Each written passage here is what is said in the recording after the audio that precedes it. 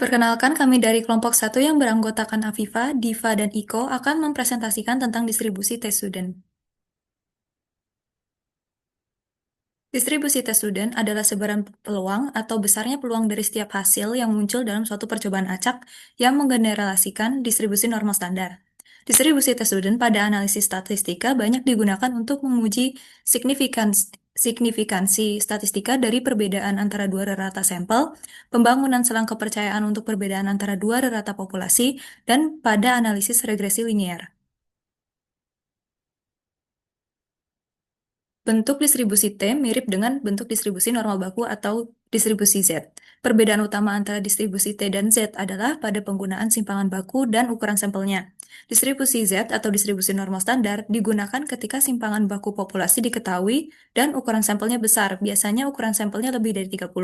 Sedangkan distribusi T digunakan ketika simpangan baku populasi tidak diketahui dan ukuran sampelnya kecil, yaitu kurang dari 30. Fungsi distribusi tes student digunakan untuk data yang tidak normal atau kecil di bawah dari 30.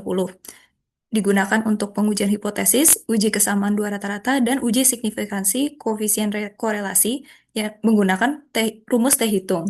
Rumusnya yaitu rata sampel dikurangi rata populasi dibagi simpangan baku dibagi akar kuadrat ukuran sampel.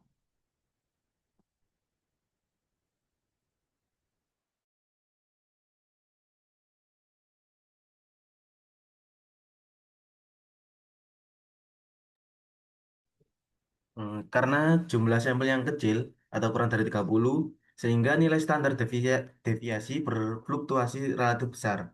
Sehingga untuk sebaran distribusi sampel kecil digunakan tes student. X sama dengan nilai rata-rata sampel atau nilai rata-rata populasi, S sama dengan standar deviasi sampel, N sama dengan banyak sampel, dan mempunyai rata-rata sama dengan nol, tetapi dengan standar deviasi yang berbeda, sesuai dengan besarnya sampel. Semakin besar sampel, maka semakin mendekati distribusi normal.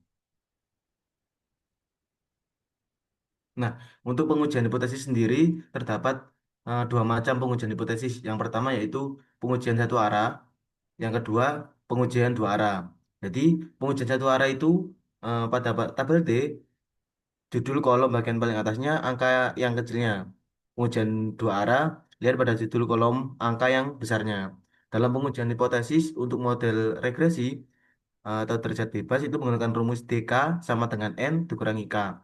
Di mana N kecil sama dengan banyak observasi, K sama dengan banyaknya variabel bebas atau dan terikat, dan mempunyai catatan untuk pengujian lain, misalnya uji hipotesis, rata-rata, dan lain-lain, rumus ini bisa berbeda. Nah, ini untuk contoh soal pengujian hipotesis. Misal persamaan regresi yang menunjukkan pengaruh pendidikan X1 dan umur X2 terhadap pendapatan Y. Jumlah observasi responden untuk membentuk persamaan ini sebanyak 10 responden. Jumlah sampel yang sedikit ini hanya untuk penyederhanaan saja. Pengujian hipotesis dengan alfa sama dengan 5%, sedangkan derajat bebas pengujian adalah N dikurangi K sama dengan 10 kurangi 3 sama dengan 7. Hipotesis pertama, pendidikan berpengaruh positif terhadap pendapatan dengan alfa 5%. Yang kedua, umur berpengaruh terhadap pendapatan dengan alfa 5%. Untuk hipotesis pertama, karena uji satu arah, maka lihat pada kolom keempat tabel T, sedangkan derajat bebasnya lihat pada angka 7, nilai tabel T sama dengan 1,895. Untuk hipotesis kedua, karena uji dua arah, maka lihat pada kolom kelima tabel T dengan derajat bebas sama dengan 7, maka nilai tabel T sama dengan 2,365.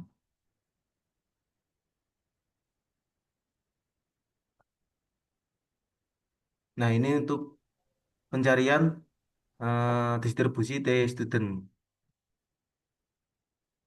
Ya, ini sudah ditentukan untuk uji satu pihak atau dua pihak dan untuk penghitungan derajat bebasnya seperti rumus di bawah ini.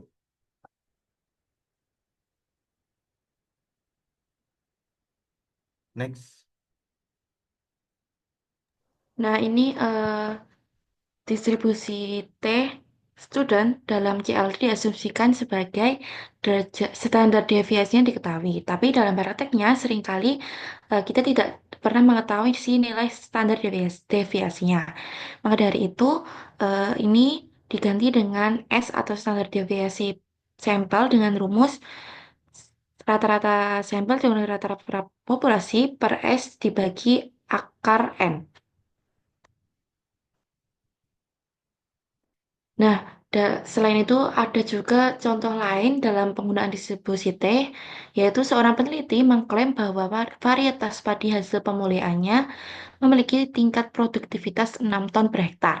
Dan menurut Anda, apakah klaim ini dapat diterima jika dari sampel 9 hektar didapatkan rata produktivitas 4,7 ton dan deviasi standarnya 1 ton?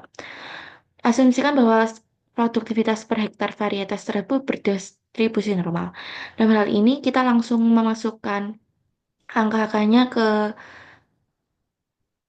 rumus distribusi T sehingga dia dapatkan hasil minus 0,9. Dengan mengacu pada tabel T pada appendix buku Walpole didapatkan DOF-nya 8 dengan probabilitasnya 95%. Sehingga hal ini cukup masuk akal untuk menerima klaim bahwa produktivitas rata-rata varietas temuannya adalah 5 ton per hektar.